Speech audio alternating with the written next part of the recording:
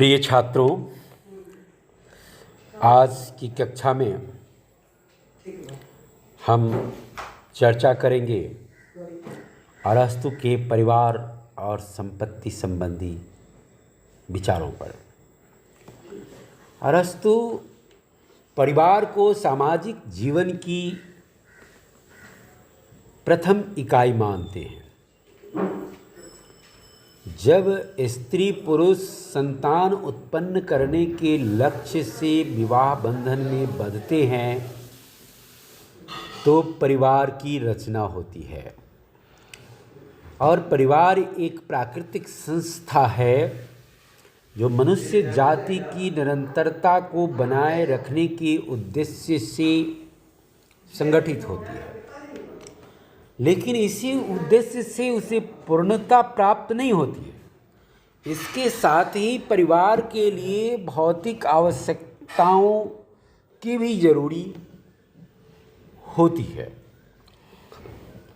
इन आवश्यकताओं की पूर्ति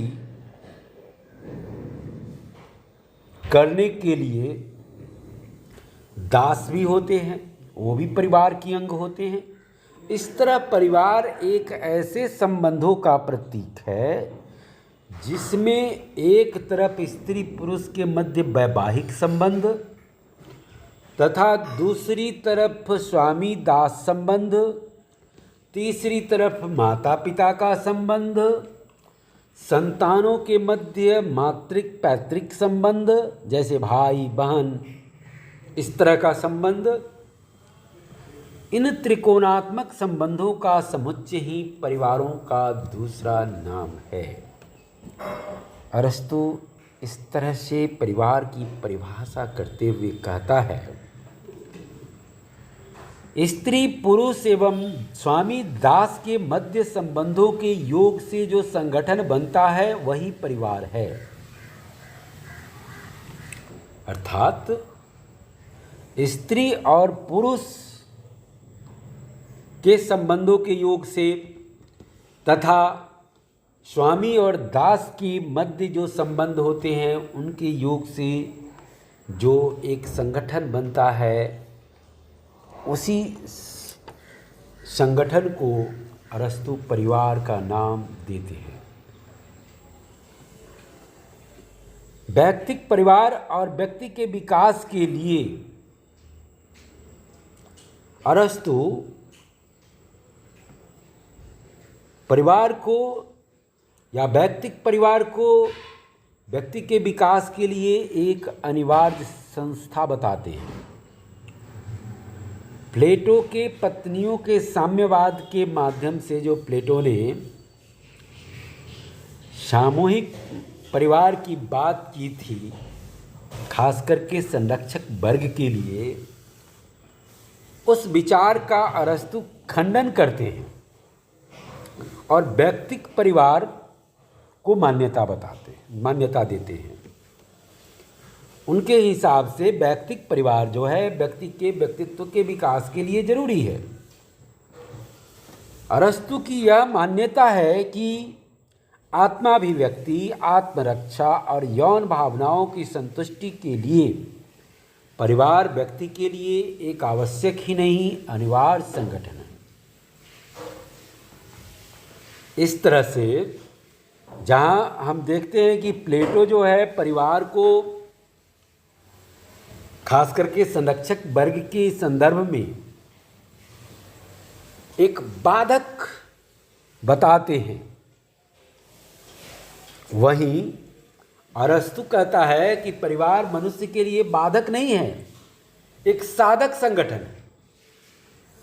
फॉस्टर अरस्तु के इस विचार को अभिव्यक्त करते हुए कहता है कि वह मानव विकास के मार्ग में बाधक नहीं वरन सहायक है। वह एक घोंसले के सदृश है, पिंजरे के सदृश नहीं। यानी फॉस्टर अरस्तु के विचार को ही आगे बढ़ाते हुए कहते हैं कि अरस्तु जिस परिवार की बात करता है वह घोंसलों के समान है। घोंसला का तात्पर्य होता है जहाँ व्यक्ति रहते हैं, धूप छाँव से अपनी रक्षा करते हैं। थकने के बाद, काम करके थकने के बाद जहाँ आराम करते हैं वह घोंसला है। पिंजरा वह होता है जहाँ व्यक्ति या कोई जीव दूसरे के अधीन कैद होता है। तो ये फॉस्टर बताते हैं कि अरस्तु के अनुसार परिवार जो है वो पिंजरा नहीं है, घोंसला है। मनुष्य का सामाजिककरण परिवार के अतिरिक्त अन्यत्र कहीं संभव नहीं है। विकास के मार्ग को प्रशस्त करने वाला सबसे पहला संगठन परिवार है। परिवार ही वह संगठन है जहां नागरिकता का सबसे पहले प्रशिक्षण व्यक्ति प्राप्त करता है। दूसरा, अरस्तु जो है वो परिवार के स्वरूप को पितृसत्तात्मक बताते हैं, यानी कि वह पितृसत्तात्मक परिवार के समर्थक हैं। अरस्तु के अनुसार पुरुष स्त्री से अधिक सद्गुणी और समर्थ होता है, अतः उस पर पुरुष का नियंत्रण स्वाभाविक है। इसी तरह से विवेक दास भी जो है विवेक शून्य और बुद्धिहीन होते हैं, इसलिए उस पर भी स्वामी का नियंत्रण जरूरी है। जो संतान होते हैं यानी बच्चे होते हैं वो भी अपरिपक्व व अनुभवहीन होते हैं, इसलिए उनके ऊपर भी पिता का नियंत्रण जरूरी है। इन सभी विभिन्न दृष्टियों से परिवार पर पुरुष का नियंत्रण परिवार के सभी सदस्यों के हित में है, क्योंकि वह नैतिक गुणों और अनुभवों की दृष्टि से उन सब में सर्वोपरि होता है। अतः उसे ही परिवार पर नियंत्रण या शासन करने का स्वाभाविक अधिकार प्राप्त है। किनको? पुरुषों को। पुरुषों को ही परिवार पर नियंत्रण स्थापित करने का या परिवार पर शासन करने का स्वाभाविक अधिकार प्राप्त है। इसके बाद अरस्तु स्त्री पुरुष संबंध पर चर्चा करते हुए कहते हैं, हालांकि वह परिवार में पुरुष की प्रधानता का समर्थन करते हैं, लेकिन वह स्त्री को पूर्ण रूप से पुरुष के अधीन नहीं बताते हैं। स्त्री की स्थिति दासों से भिन्न है। पुरुष के अधीन होते हुए भी स्त्री उसकी मित्र है तथा दोनों एक दूसरे के पूरक है। स्त्री का पुरुष से एक स्वतंत्र अस्तित्व है, लेकिन उसके और पुरुष के मध्य समानता का संबंध नहीं है। दोनों का स्वतंत्र अस्तित्व है, लेकिन दोनों के मध्य समानता का संबंध नहीं है। ऐसा अरस्तु इसलिए कहता है, अरस्तु कहता है कि पुरुष की तुलना में स्त्री जो है बौद्धिक दृष्टि से दुर्बल और सद्गुणों की दृष्टि से हीन होती है। वह पुरुषों की अपेक्षा आत्मनिर्भर भी कम होती है। पुरुष उससे हर दृष्टि से उच्च होता है।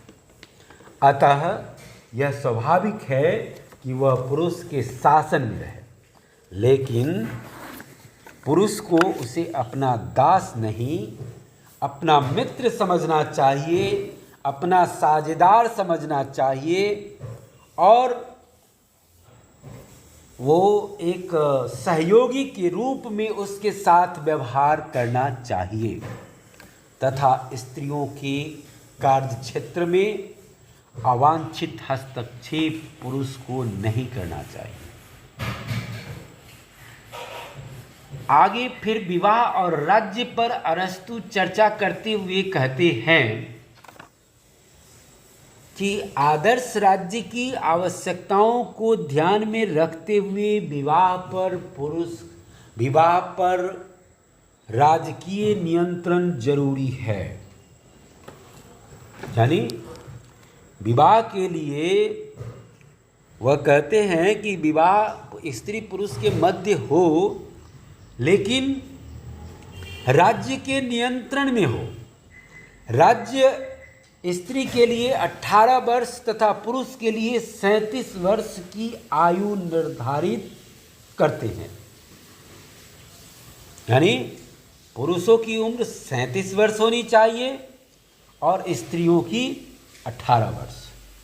संतान उत्पन्न करने के लिए वह उनके चिकित्सकों एवं ज्योतिषियों का परामर्श आवश्यक मानता है। अनुकूल स्वास्थ्य तथा अनुकूल भौगोलिक वातावरण होने पर ही वह उन्हें संतान उत्पत्ति का परामर्श देता है। पुरुष को 70 वर्ष और स्त्रियों को 50 वर्ष की आयु के पश्चात संतान उत्पन्न करने की स्वतंत्रता नहीं होनी चाहिए, ऐसा पर अरस्तु का विचार। राज्य में जनसंख्या का संतुलन बना रहे, इसलिए वह परिवार नियोजन को अपनाने की परामर्श देता है। आवश्यकता से अधिक संतान के उत्पन्न होने की संभावना पर वह गर्भपात का सहारा लेने के लिए भी कहता है। विकलांग संतान का पालन पोषण उसके अनुसार प्रतिबंधित होना चाहिए, नहीं तो आदर्श राज्य की स्थापना का उद्देश्य ही खत्म हो जाएगा। अब देखिए, अरस्तु महोदय कहते हैं कि विकलांग संतान का पालन पोषण ही नहीं किया जाना चाहिए।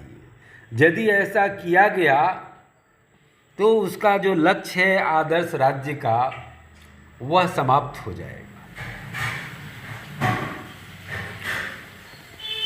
अरस्तु के परिवार संबंधी इस विचार का कई दृष्टियों से आलोचना की गई है। सबसे पहले तो अरस्तु जिस तरह से लैंगिक असमानता की बात करता है, वह स्त्री की तुलना में पुरुष को श्रेष्ठ बताता है तथा कहता है कि स्त्री पर पुरुष का नियंत्रण होना चाहिए, यह स्वाभाविक है। जबकि आज स्त्री पुरुष समानता का विचार एक सर्वमान्य विचार है। लैंगिक भेदभाव होते हुए भी आज स्त्री को पुरुषों की तुलना में न तो बौद्धिक और नैतिक दृष्टि से हीन या दुर्बल समझा जाता है, न ही हो सकती। आज स्त्रियों ने अनेक क्षेत्रों में अपने बुद्धि और साहस और शक्ति का परिचय दिया है। वह सभी तरह के कार्यों को करने में अब सक्षम मानी जा रही है। ऐसा कोई क्षेत्र नहीं बचा हुआ है जिसके बारे में कहा जाए कि वह कार्य स्त्रियां नहीं कर सकती है। प्लेटो का आदर्श राज्य में भी स्त्री पुरुष समानता की बात कही। अरस्तु जो है अपने गुरु प्लेटो के भी इस विचार को ठुकरा देता है। इस दृष्टि से हम देखें तो प्लेटो की तुलना में अरस्तु एक अनुदार चिंतक के रूप में दिखाई देता है, जबकि प्लेटो उदार और प्रगतिशील चिंतक के रूप में प्रकट होता है। फिर भी परिवार के संबंध में अरस्तु के विचार पूर्ण मौलिक नहीं हैं। विशेष रूप से विवाह संतान उत्पत्ति की दृष्टि से उसने विचार जो प्रकट किए हैं, उन्हें उसके पूर्व ही प्लेटो अपने अंतिम ग्रंथ लॉज में प्रतिपादित कर चुका था। अरस्तु ने उन्हीं से कुछ परिवर्तनों के साथ अपना लिया है। यानी परिवार के संबंध में जो कल्पना की गई थी प्लेटो के द्वारा, प्लेटो ने बाद में उस से समझौता किया लॉज में, और लॉज में जहाँ अरस्तु प्लेटो समझौता करते हुए दिखाई देते हैं, वहीं से अरस्तु अपना चिंतन शुरू करते हैं। इस तरह से हम देखते हैं कि वैयक्तिक परिवार जो है एक व्यक्ति के जीवन में अधिक महत्वपूर्ण है। वह शिक्षा की प्रथम पाठशाला है। उसमें रह कर के ही सबसे पहले बच्चा अपना जो है चरित्र का विकास करता है। अरस्तु ने परिवार के इस महत्व को साबित किया है। वह स्त्री पुरुष संबंधों की व्याख्या करता है और पुरुष को स्त्री से उच्च घोषित करता है। वह यथार्थवादी के स्थान पर स्वयं को रूढ़िवादी बना लेता है। उसका यह विचार स्वीकार करने के योग्य नहीं है। लैंगिक असमानता होते हुए भी स्त्री पुरुष समानता आज एक सर्वमान्य सिद्धांत है और अब इस सिद्धांत से पीछे नहीं हटा जा सकता। स्त्री और पुरुष का दोनों का अपना अपना स्वतंत्र और पृथक व्यक्तित्व है और इस तरह से स्त्रियां भी पुरुषों के समान ही हर कार्य करने में सक्षम हैं। इस तरह से अरस्तु का जो परिवार के संबंधी अरस्तु ने जो परिवार के महत्व को रेखांकित किया है, ये अरस्तु का महत्वपूर्ण विचार है। आज की कक्षा में इतना ही। कल अरस्तु के संपत्ति संबंधी विचारों पर हम लोग चर्चा करेंगे। धन्यवाद।